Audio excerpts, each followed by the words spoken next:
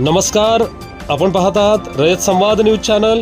मोतीराम जाधव यांच्या हत्येप्रकरणी आरोपींना फाशीची शिक्षा द्या, मी वडार महाराष्ट्राचा संघटनेच्या वतीने मागणी। परंडा तालुक्यातील कंडारी येथे 15 डिसेंबर रोजी घडलेल्या मोतीराम जाधव यांच्या निर्घृण हत्येमुळे संपूर्ण धाराशिव जिल्हा हादरला असून या घटनेचे तीव्र पडसाद उमटत आहेत। या प्रकरणातील आरोपींना फाशीची शिक्षा व्हावी आणि पीडित कुटुंबाला न्याय मिळावा यासाठी मी वडार महाराष्ट्राचा संघटनेच्या वतीने सोमवार दिनांक 22 डिसेंबर रोजी सदरील घटनेच्या निषेधार्थ परंडा शहरातील डॉक्टर बाबासाहेब आंबेडकर चौकातून शांतता लॉंग मार्च काढण्यात आला।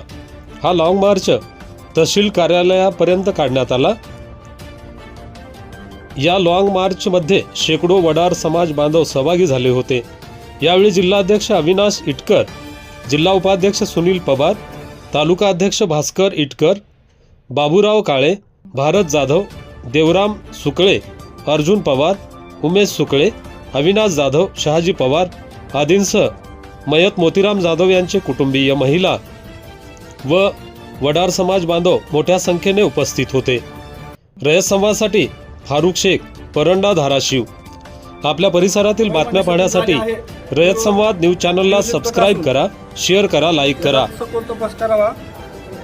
नंतर या तपासाबाबत जे काही पुरावे आहेत, ही घटना कशामुळे घडली, या घटनेच्या पाठीमागे कोण कोण आहेत याची माहिती आम्हाला 20 जानेवारी 2026 पर्यंत त्यांच्या कुटुंबाला व संघटनेच्या पदाधिकाऱ्यांना लेखी स्वरूपात मिळावे।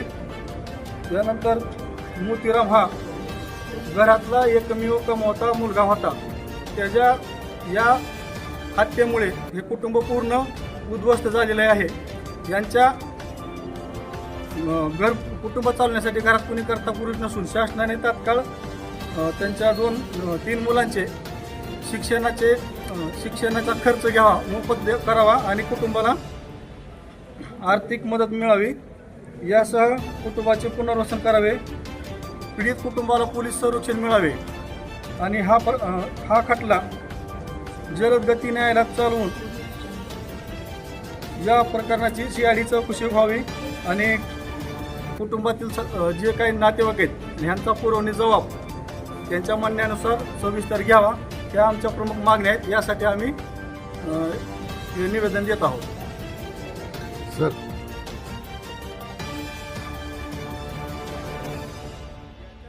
आणखी कोण आहे, याचा आका कोण आहे,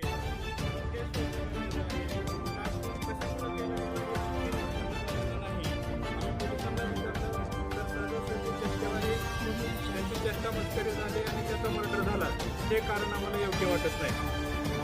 त्याच्या मागं नेमकं काय घडलं, कशामुळे तुम्ही खून केला आणि हा खून कुणी करायला लावला, धनाढ्य शक्ती याच्या मागं कुणी आहे का, राजकीय शक्ती याच्या मागं कुणी आहे का, याचा तपास व्हावा म्हणून आम्ही सर्व समाजाच्या वतीने या ठिकाणी आंदोलन करत आहोत। सगळ्यांना एकत्र येऊन आम्ही तहसीलदार साहेबांना, माननीय मुख्यमंत्री, गृहमंत्र्यापर्यंत हे प्रकरण पोहोचावं, हा उद्देश आमचा हे निवेदन देण्यामागं आहे।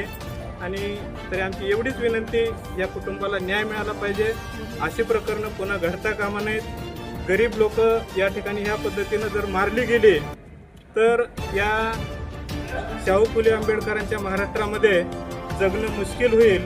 हे कुठंतरी थांबलं पाहिजे आणि या कुटुंबाला न्याय मिळाला पाहिजे, ही विनंती करण्यासाठी आम्ही आमचा समाज घेऊन या ठिकाणी जमलेलो आहोत।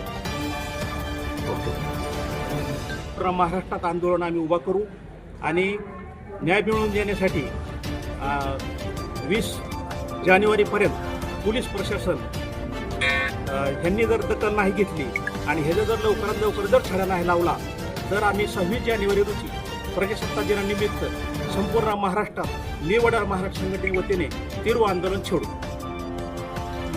अशाच नवनवीन घडामोडींसाठी रयत संवाद न्यूज चॅनलला लाईक करा, शेअर करा आणि सबस्क्राईब करायला विसरू नका।